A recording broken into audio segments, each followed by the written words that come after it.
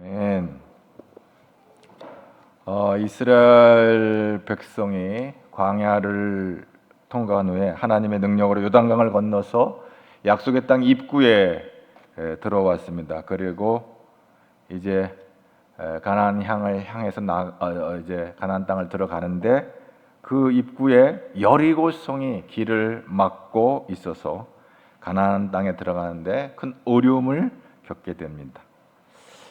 여호수아는 하나님께서 가나안 땅을 점령하라고 명령하셨기 때문에 그 명령에 순종해 나가는데 하나님의 일을 하면서도 이렇게 여리고성 같은 큰 문제 앞에 우리가 직면할 수가 있는 거예요. 그래서 여호수아 나름대로 저 여리고성을 어떻게 정복할 수 있을까 해가 2명의 정탐꾼을 먼저 보냅니다. 저 성에 대해서 정보를 이제 얻으려고 한 것이죠. 여호수아 2장 1절 말씀을 다 같이 봅니다. 눈의 아들 여호수아가 시딤에서 2사람을 정탐꾼으로 보내며 이르되 가서 그 땅과 여리고를 엿보라 하매 그들이 가서 라합이라 하는 기생의 집에 들어가 거기서 유숙하더니 40여 년 전에도 가나안 땅을 들어갈 기회가 있었습니다. 그때 12명의 정탐꾼을 파송했는데 그 12명 정탐꾼 중에 그때는 아주 혈기가 방장했던 여호수아, 청년 여호수아가 12명의 정탐꾼에 뽑혀서 40년 전에 가나안 땅에 들어갔던 경험이 있어요. 근데 이번에는 이제 40년이 지난 다음에 여호수아가 모세의 리더십을 이어받아서 이제 총대장이 돼가지고 이스라엘 백성들을 가나안 땅으로 좀 이끌고 들어가는 이런 상황에 그 문 앞에 여리고성이 딱 버티고 있는데 저 여리고성을 어떻게 정복할 수 있을까 고민하지 아니할 수가 없는 거예요. 오늘 말씀을 보면 이제 여호수아가 2명의 정탐꾼을 보내는 것을 보면 매우 주도면밀한 리더십을 발휘하고 있어요. 무턱대고 들어가라 그랬으니까 들어가는 게 아니고 하나님이 하실 일과 사람이 할 일을 잘 구별하고 있는 것입니다. 여호수아는 효과적인 전투 수행을 위해서 나름 치밀한 준비로서 정탐꾼을 파견한 것입니다.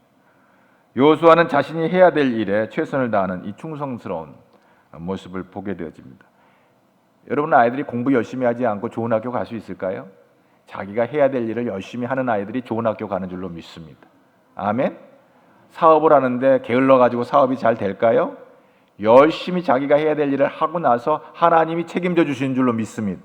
그러니까 내가 할 일과 하나님이 할 일을 잘 구별 못하고 내가 할 일을 하지 않고 하나님 알아서 해주세요. 하나님 날 사랑하잖아요. 공부도 안 하는 아이를 좋은 학교 보내는 건 하나님 사랑하는 게 아니라 복이 아니라 그건 저주예요. 사업도 마찬가지예요. 게으름도 신앙식 믿음으로 기도도 하지도 않는데 막 사업이 잘 돼. 그게 복이 아니라 저주예요. 사람이 할 일과 하나님이 할 일을 잘 구별해서 지혜롭게 할 때 합력해서 선을 이루실 줄로 믿습니다. 아멘. 한 명은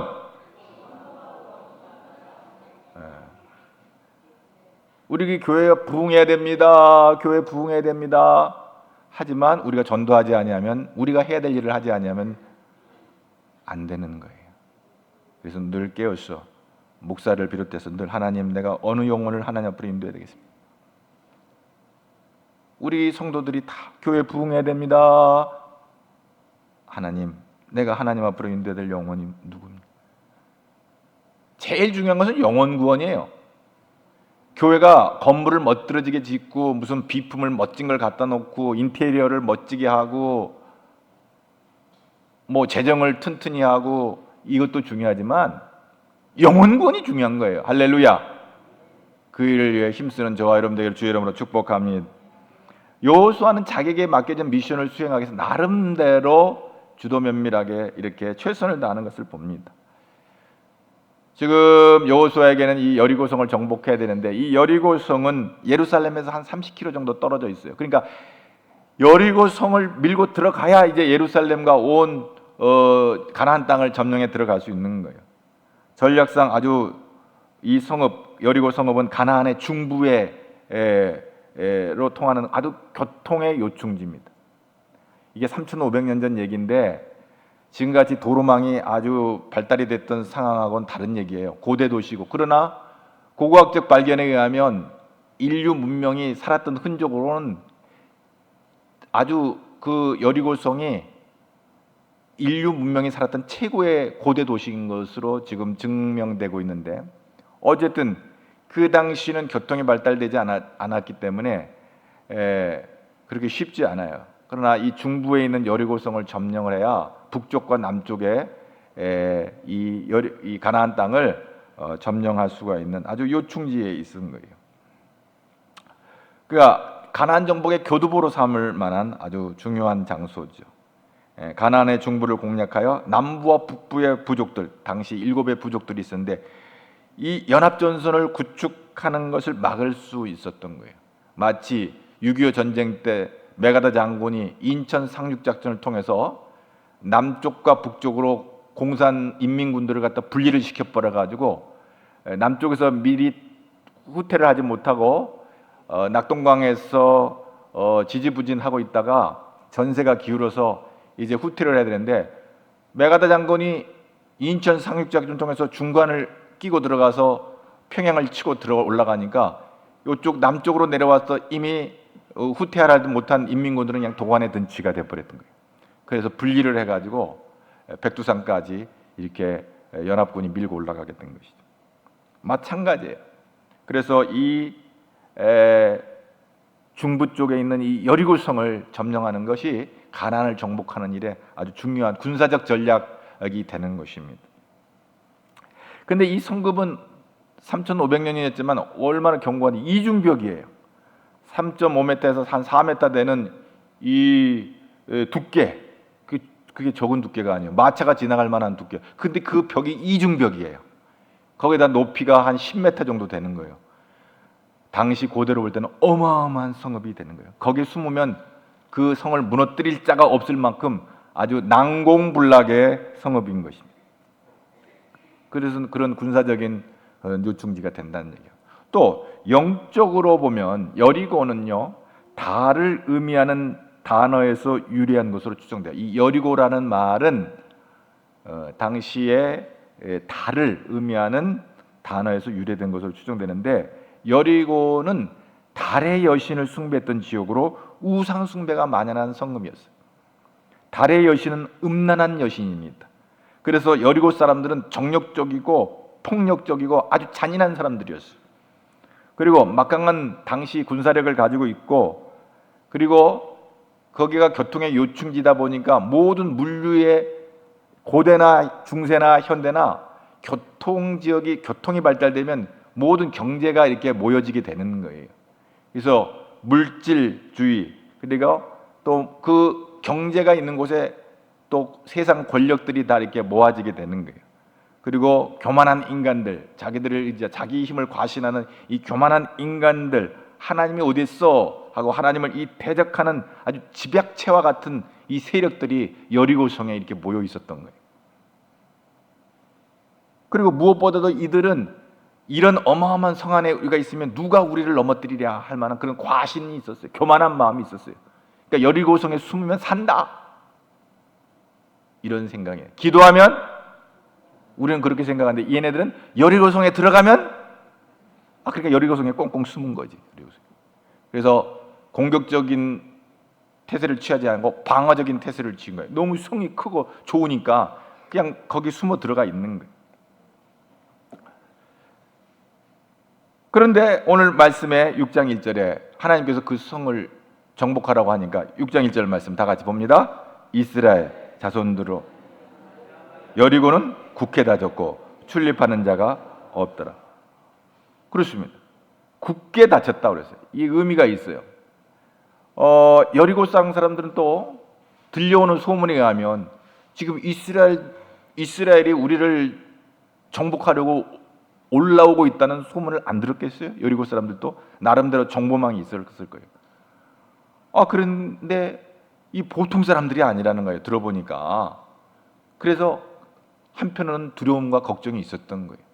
그래서 공격적인 자세를 취하지 않냐고 그 견고한 여리고성에 자기들이 이제 꽁꽁 숨어 있는 방어적인 태세를 취했는데, 여호수아 2장 10절 한번 볼까요? 2장 10절 다 같이 봅니다. 이는 너희가 애굽에서 나올 때에 여호와께서 너희 앞에서 홍해 물을 마르게 하신 일과 너희가 요단 저편 쪽에 있는 아모리 사람의 두 왕 시온과 옥에 행한 일 곧 그들을 전멸시킨 일을 우리가 들었음이니라. 이 11절 우리가 듣자 곧 마음이 녹았고 너희로 말미암아 사람이 정신을 잃었나니 너희 하나님 여호와는 위로는 하늘에서도 아래로는 땅에서도 하나님이시니. 이 말은 두 명의 정탐꾼이 여리고성에 들어갔을 때 여리고성 사람들로부터 들은 얘기예요. 아, 이스라엘 이 백성들이 보통 인간들이 아니라는 거죠. 가나안 땅을 쳐들어오는데 자기들의 입장에서는 광야를 지나 40년 동안 광야에 머물던 이 백성들이 자기들이 아주 무서워했던 아모리 두 왕 시온과 옥을 이끄는 군사를 전멸시킨 걸 보면 얘네들이 보통 애들이 아니라는 거예요. 그 걱정이 되는 거예요. 두려워. 그래서 간담이 마음이 녹았다. 마음이 녹았다. 정신을 잃어버릴 정도로. 그 한편도 두려운 마음이 있는 거예요. 그러니까 거기에 꽁꽁 숨어 있는 거지. 그런데 하나님께서 이제 요 여리고성을 정복하라는 거죠. 자, 그런데 세상에 2절 말씀을 또 여호수아 6장 2절 말씀을 한번 하나님께서 여호수아에게 주신 말씀입니다. 여호와께서 여호수아에게 이르시되 보라, 내가 여리고와 그 왕과 용사들을 내 손에 넘겨 주었으니. 이 내 손에 넘겨 주었다는 말은 개역 한글 성경에는 내 손에 붙였다 이 말이에요. 이게 무슨 말이냐면요, 싸움도 하기 전에 하나님께서 승리를 선포하는 거야. 이거 다 네 거야. 여리고성 저거 아무것도 아니야. 다 내가 너한테 다 맡겼어. 이제 이런 거예요. 내 손에 맡겼다. 내가 내 손에 넘겨주었다는 것은 이미 여리고를 내 손에 넘겼다. 이 모든 소유권을 여호수아에게 이미 주었다. 뭐 이런 말이 되는 거예요. 한마디로 말하면 네가 이겼어. 이번 전쟁에는 네가 이겼어. 이런 기가 막힌 전쟁이에요. 싸워보지도 않고 하나님이 미리 먼저 말하는 거예요. 이거 게임 볼 거 없어. 이 전쟁은 끝났어. 네가 이겼어. 승리했어. 라고 지금 시작하는 거예요. 여호수아는 굉장히 고무적이죠. 아, 그래요? 싸우지도 않고 지금 어떻게 이겼다고 하나님 말씀하시니까. 다만 시간이 지나면 그것이 승리인 것이 입증이 되는 거예요. 시간이 필요한 거예요. 여러분, 오늘도 하나님 우리를 도우시면 우리는 이 세상에 넉넉히 이기는 자가 될 줄로 믿습니다. 이미 싸우기 전에 이미 우리는 이긴 자가 되는 거예요. 하나님이 함께 하시면. 할렐루야. 요한일서 4장 4절 한번 볼까요? 자녀들아, 너희는 하나님께 속하였고 또 그들을 이겼나니 이는 너희 안에 계신 이가 세상에 있는 자보다 크십니다. 원수 마귀, 너희는 하나님께 속하였기 때문에 그들을, 원수 마귀를 이겼느니라. 아멘. 이는 너희 안에 계신 이가 누구다? 세상에 있는 자보다 크신 분이에요. 할렐루야. 그러니 하나님이 우리와 함께 하시면 우리는 이기는 자야. 그래서 요한일서 5장 4절에 뭐라고 그랬어요? 무릇 하나님께로부터 난 자마다 세상을 이기느니라. 세상을 이기는 승리는 이것이니 우리는 믿음이지. 아멘.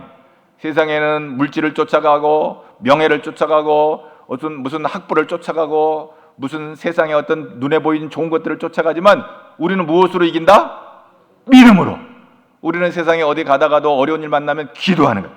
믿음의 사람들은 기도하는 거예요. 할렐루야. 하나님이 도와주신 줄로 믿습니다. 그렇습니다. 그래가지고 이제 그럼 우리가 어떻게 이기는가? 그 전략에 대해서 3절과 4절과 5절에 하나님께서 여호수아에게 가르쳐 준 거예요. 먼저 전군 선발대, 앞에 선발대 세 지파가 서고, 그 다음에 제사장 7이 양각 나팔을 들고 뒤를 따르고, 그 뒤에 언약궤를 메고 따라가고, 그 뒤에 이제 나머지 군사들이 이게 따라가는 거예요. 백성들이 따라가는 거예요. 6일 동안 조용히 매일 한 바퀴씩 돌다가 마지막 날 7바퀴를 도는데 7바퀴째는 제사장이 나팔을 왁 불면은 온 백성들이 다 와 하고 함성을 지를 때 여리고성이 무너지리라. 이런 엉뚱한 일이 어디 있어요? 아니 빙빙빙빙 돌다가 갑자기 소리 지르면 그 어마어마한 성이 무너진다? 이건 상식적이지 않아요.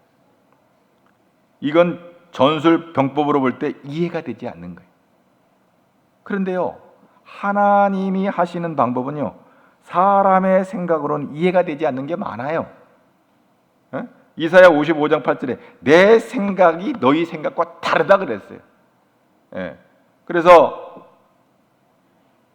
우리가 할 수 있는 것은 그저 하나님의 명령에 순종하는 믿음밖에 없는데, 히브리서 11장 30절에는 요 사건에 대해서 히브리서 11장 30절에 뭐라고 얘기하냐면, 믿음으로 7일 동안 여리고를 두루다니며 성이 무너졌다. 믿음으로 7일 동안 여리고를 도니 성이 무너졌다. 한 줄로 딱 써버렸어요. 이게 전략이 하나예요. 7일 동안 여리고를 빙빙빙빙 돌다 이게 마지막 날 무너져 버린 거예요. 자, 그러면 참 세상 사람들이 볼 때는 말도 안 되는 이야기가 인 것 같은데 그 내용을 한번 좀 뜯어볼 필요가 있어요. 이 언약궤를 왜 메고 갔을까? 언약궤. 여러분, 이 언약궤는 하나님의 임재의 상징이에요. 출애굽기 25장 25절에는 성소와 지성소를 만들 때 항상 언약궤를 이렇게 했는데, 여기서 하나님 시내산에서 받은 십계명 말씀을 받은 게가 바로 언약궤예요.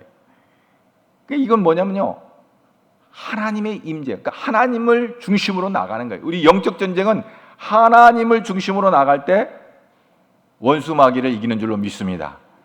그러니까 하나님께서 예수 그리스도를 통해서 행하신 모든 구원 사역들은 이 말씀을 통해서 이루시는 거예요. 말씀. 그러니까 말씀을 의지하고 나가는 거예요. 이스라엘 백성들이 언약궤를 메고 나간 건 하나님의 임재인 상징인 이 언약궤. 그 십계명 돌판과 만나 그 지팡이, 쌍난 지팡이가 있고 만나가 있었던 이 언약궤, 하나님의 임재의 상징, 하나님과 함께하는 이 언약궤를 메고 나간 거예요. 여러분, 오늘도 우리와 하나님이 함께 하시면 넉넉히 이기는 자가 될 줄로 믿습니다.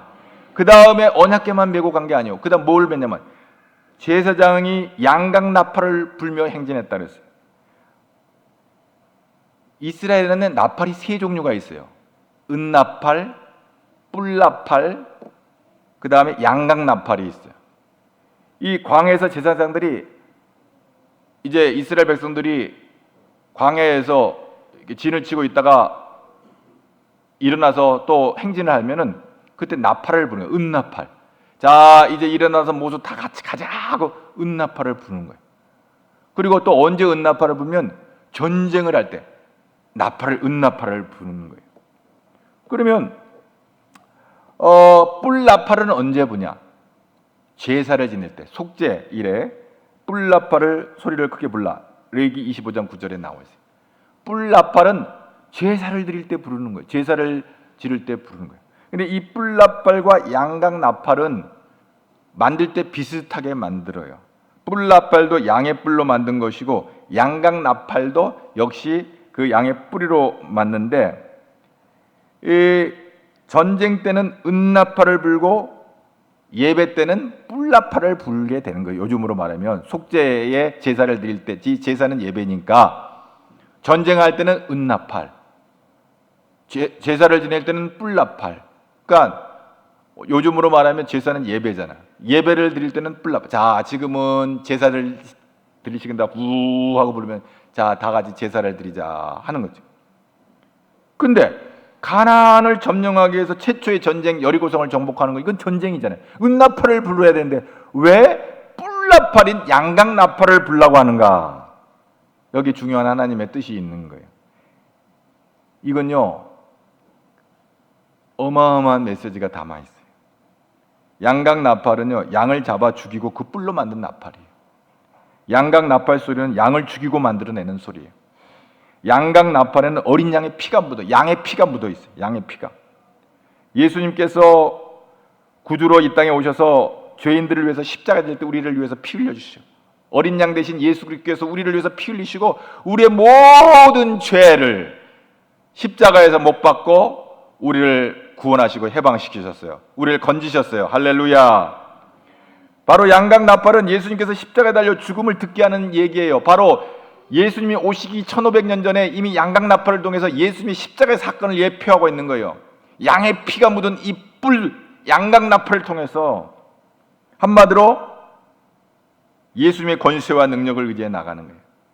보혈의 능력, 대속의 은혜를 의지하여 나갈 때 원수는 무서워서 쩔쩔 도망가는 거예요. 할렐루야.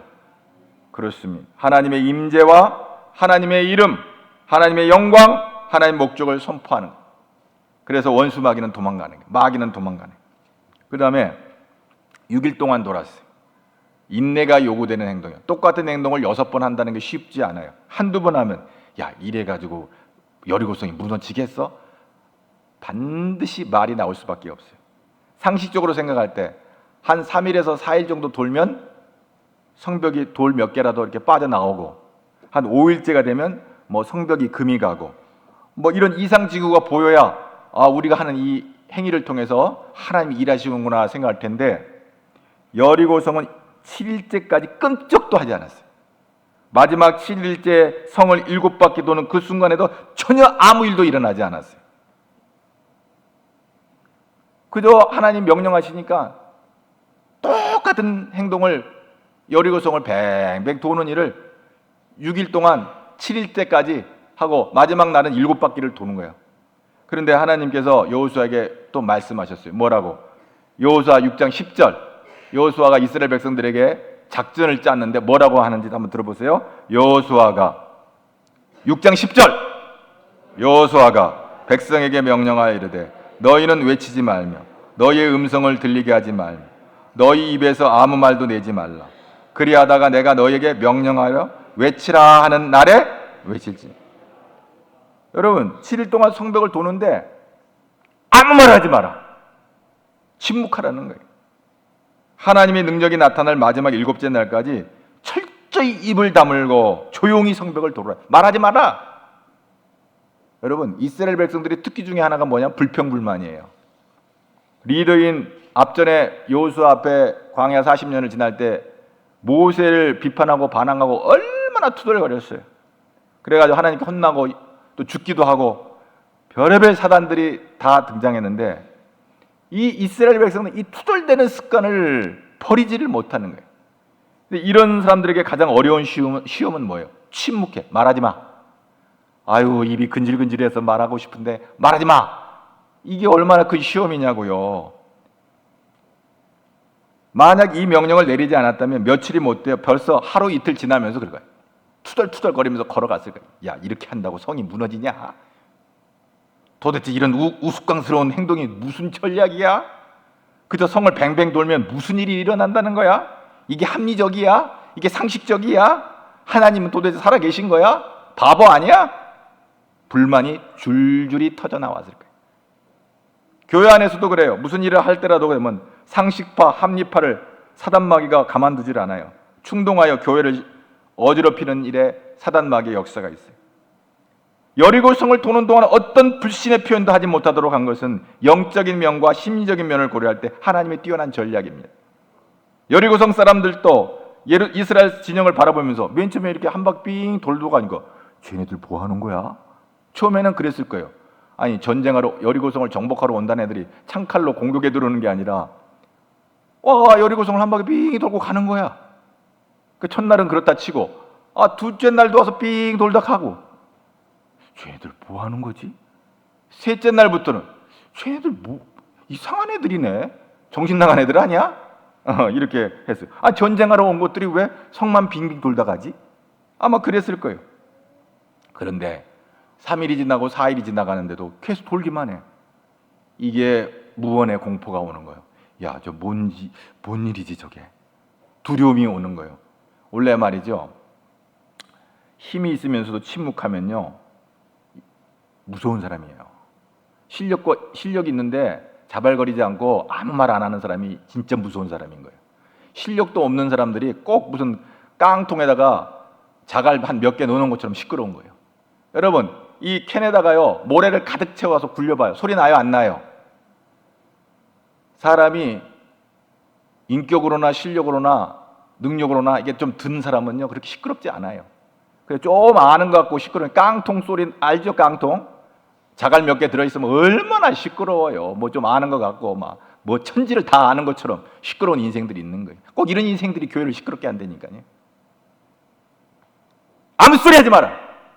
하나님 말씀에 순종하고 7바퀴 도는 그 순간까지 어떤 원망이나 불평이나 인간적인 생각하지 마라. 오직 하나님 말씀에 순종하며 나가라. 이렇게 명령하는 거예요. 그래서 빌립보서 4장 6절에 뭐라고 그랬어요?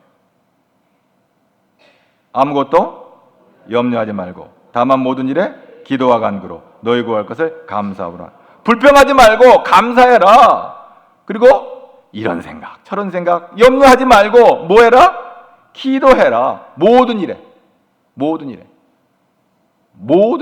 여러분 좀 연세가 들고 나이가 이제 이렇게 차게 되면 더 많이 지금 여기 있는 분들도 그렇죠. 이 소변 대변 가리는 것도 큰 일이에요. 이거 기능들이 다 이제 막 떨어져 가면요, 이 소변 대변 가리는 것도 약의 힘을 의지하지 않으면 소변 대변 가리는 것도 큰 일이에요. 그거 잘 가리는 걸 감사하게 생각할 수 있기 바랍니다. 아직 감사 없는 분들은 좀 더 세월 가보면 이제 알 거예요. 그 말이 뭔 말인지. 아, 이게 화장실 갔다 왔다 갔다 하는 것도 이게 하나님이 나를 붙잡아 주지 아니하시면, 이야, 작은 거 일 보는 것도 이거 쉬운 일이 아닌데. 다 하나님의 은혜인 줄로 믿습니다. 모든 일에 기도하가. 우리의 인생에 작고 크고 작고 큰 일이 구별할 게 없어요. 우리는 사나 죽으나 이 땅에 살아가는 날 동안 우리의 인생에 당한 모든 일들은 다 하나님 앞에 기도하는 거예요. 할렐루야. 내가 기도할 거 따로 있고 뭐 따로 있는 게 아니에요. 이건 약으로 해결하고 이게 아니고 약 먹으면서도 기도해야 되는 거예요. 에베소서 6장 18절. 에베소서 6장 18절 말씀에 보면 이런 말이 있어요. 모든 기도와 간구를 하되 항상 성령 안에서 기도하고 이를 위하여 깨어 구하기를 항상 힘쓰며 여러 성도를. 성령 안에서 기도하는데 항상 성령 안에서 기도하라 그랬어요. 악한 마귀에 미혹돼서 기도하면 이거 내 생각을 마귀가 뺏어가지고 엉뚱한 데로 가니까 성령 하나님 안에서 기도. 마귀는 자꾸 불평하고 투덜거리게 만드니까. 그래서 7일째 7바퀴를 돌고 마지막으로 돌 때 모두 다 함성을 지르는 거예요. 와 하고 이스라엘 백성들이 함성을 지르니까 여리고성이 무너진 거예요. 전심전력으로 그들이 순종함으로 나아갈 때, 믿음으로 완전히 순종할 때 여리고성이 무너진 거예요. 여기서 우리가 주목할 건 7이라는 숫자예요. 하필이면 여기 7 제사장, 7 나팔, 7째 날, 7바퀴. 성경에서 이 7이라는 숫자가 의미가 있어요.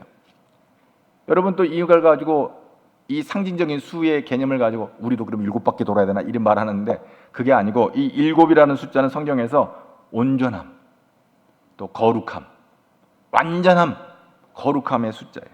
그래서 하나님의 일은 하나님의 완전한 방법으로 하나님이 인정하는 사람들을 통해서 하나님이 정한 시간에 하시는다는 의미가 있는 거예요. 하나님 보실 때 완벽한 하나님의 시간이 있는 거예요. 하나님 보실 때 인정할 만한 제사장, 하나님이 택한 사람들이 있는 거예요.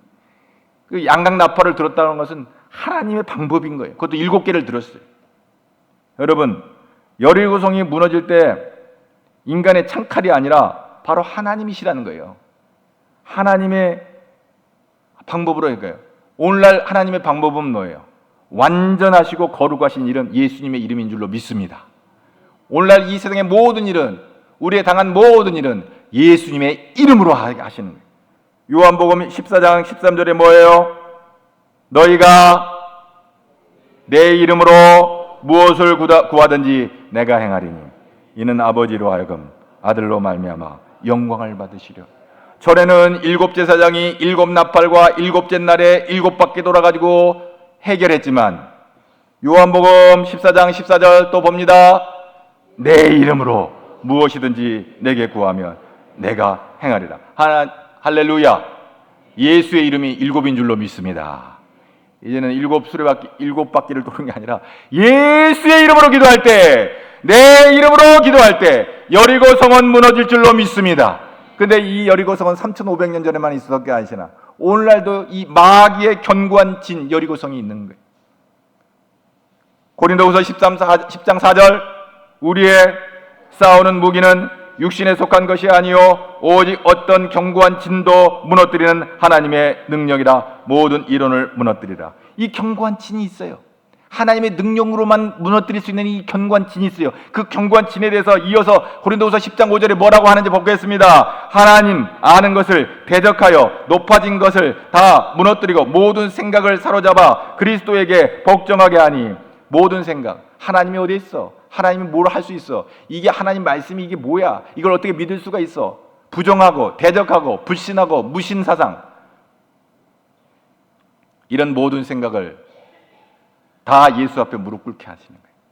이 견고한 진, 원수 마귀가 있어요.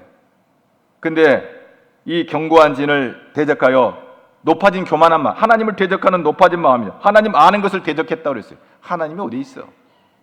아주 교만한 인간이죠. 하나님이 어디 있어? 이보다 더 교만한 인간이 어디 있어? 그것을 하나님, 그 자기 생각, 모든 생각으로 사로잡아 그리스도께 복종시킨다. 이 죄성은 또 마태복음 15장 19절, 마가복음 7장 21절에 미움과 원망과 불평과 시기와 질투와 욕심과 정욕과 교만, 이거 다 마귀가 쓰는 재료예요. 마귀가 쓰는 재료, 인간을 무너뜨리기 위해서 마귀가 쓰는 재료예요. 이 죄성은 영혼을 거스려 싸우게 하는 거예요. 그런데 이 견고한 진을 무너뜨리려면 어떻게 돼요? 하나님의 능력으로 이 견고한 진을 무너뜨릴 수가 있는 것입니다. 그런데 사도 바울은 자기 속에 하나님 법을 따르려는 선한 마음이 있는 동시에 죄의 법을 따르는 악한 마음이 있다는 견고한 진이 자기 안에 있다는 것을 알게 됐어요. 어느 날 사도 바울이 얼마나 위대한 사람입니까? 우리가 사도 바울의 발끝만 따라가도 우리의 신앙은 하나님 앞에 인정받을 것입니다. 그리고 위대한 사도 바울이 언젠가 보니까 자기 안에 이 두 마음이 있는 거예요. 하나님을 쫓고자 하는 거고 마귀에게 미혹되는 이 두 마음이 싸우는 거예요. 오라 나는 곤고한 사람이로다. 이 사망의 몸에서 누가 나를 건져내랴 하는 이 탄식의 기도를 하나님께 올려드리는 거예요. 그리고 그런 관점에 볼 때 평생 원수가 자기야. 자기인 것을 발견하겠어요. 오늘날 많은 사람, 당신이 원수야, 당신 때문에 문제가 있어, 다 손가락을 자기로 가지 않고 누구에게 가요? 당신이 문제야. 그런 데는 다 불행해요. 교회 안에도 너가 문제야, 내가 문제. 다 같이 내가 문제입니다. 내가 평생 원수입니다. 원수가 어디 있냐? 사도 바울은 자기 안에 있는 걸 발견하게 돼요. 자기 안에 원수가 있는 걸 발견해요. 그래서 로마서 7장 25절 다 같이 봅니다. 우리 주 예수 그리스도로 말미암아 하나님께 감사하리로다. 그런즉 내 자신이 마음으로는 하나님의 법, 육신으로는 죄의 법을 섬기노라. 이게 영성의 깊은 경지에 오를 때 깨달은 거예요. 싫어도 때, 아무 생각 없을 때, 예수가 누군지도 모를 때가 오는 게 아니라 말씀에 깊이 들어갈 때. 로마서는요, 로마서가 없었다면 예수님이 없을 정도로 깊은 신학이 들어가 있는 메시지예요. 가장 성숙되어진 믿음의 깊은 경지에 사도 바울이 들어갈 때 자기 마음을 보니까 이거 왼수가 나야. 내 마음으로는 하나님의 법, 육신으로는 죄의 법을 따르는 거예요. 30년 40년 예수 믿어도 마음으로는 하나님을 따르는 마음이 있는가 하면 육신으로는 죄의 법을 따라가는 거예요. 그래서 어떻게 해결해야 돼요? 해결을 해야 될 거 아니에요. 로마서 8장 1절 다 같이 봅니다. 그러므로 이제 그리스도 예수 안에 있는 자에게는 결코, 그럼에도 불구하고 예수 안에 있는 자에게는 너는 죄인이야 정죄함이 없다. 예수 안에 있으면. 할렐루야. 그래서 2절, 기가 막힌 2절 말씀 시작. 이는 그리스도 예수 안에 있는 생명의 성령의 법이 죄와 사망의 법에서 너를 해방되었네. 죄와 사망의 법에서 해방되었네. 죄와 사망의 법에서. 어떻게? 예수 안에 있는 성령의 법이. 할렐루야. 우리는 성령님을 의지하기를 바랍니다. 성령님을 의뢰하기를 바랍니다. 성령님이 우리에게 넉넉히 죄와 사망의 법을 이길 힘과 능력을 주실 줄로 믿습니다. 나는 연약합니다. 평생 왼수입니다. 부족합니다. 넘어집니다. 마음의 법으로는 하나님을, 또 육신으로는 죄의 법을 따르는 악한 자입니다. 주님 성령이 내 안에 오신 그 성령께서 나를 다스려 주시옵소서. 기도할 때 역사할 줄로 믿습니다. 날마다 성령 하나님을 의지함으로 승리하는 저와 여러분 되기를 주의 이름으로 축복합니다. 할렐루야. 그래서 하나님이 여호수아 너 이겼어 이렇게 말하는 거예요. 아이고 나는 부족한데요. 내가 너와 함께 하잖아. 할렐루야. 고린도전서 15장 57절 다 같이 봅니다. 우리 주 예수 그리스도로 말미암아 우리에게 승리를 주시는 하나님께 우리는 감사할 것밖에 없는 거예요. 할렐루야. 오늘 이 예배 전을 떠나도 하나님 감사합니다. 아이고 제가 원수인데 아니에요. 하나님께서 이기게 하실 줄로 믿습니다. 감사할 것밖에 없어요. 여러분 우리가 감사할 때 하나님이 역사할 줄로 믿습니다. 할렐루야. 그렇습니다. 날마다 예수 그리스도께서 이김을 주시는 것을 확신을 가지고 예수의 손을 붙잡고 승리를 주시는 하나님께 감사하며 나갈 때 결국 여리고성은 무너질 줄로 믿습니다. 내 안에 있는 견고한 지는 무너질 줄로 믿습니다. 하나님이 이 놀라운 일을 행하시는 것입니다. 예수의 이름으로 할렐루야. 하나님께 영광 돌리는 저와 여러분들 주의 이름으로 축복합니다. 하나님 감사합니다. 오늘 이 이른 아침에 우리가 준비하여 주의 성전에 나오게 하시고 여러 가지 분망하고 분주하고 바쁜 일에 있음에도 불구하고 하나님의 성전에 나와 하나님을 예배하는 일에 우선순위를 두게 하여 주시고 내 안에 악한 온수마귀가 역사하지 못하도록 성령의 생명의 성령의 법이 나를 다스림으로 말미암아 넉넉히 예수 안에서 승리하는 자, 이기는 자가 되도록 우리를 인도하여 주시옵소서. 예수님의 이름으로 기도합나이다.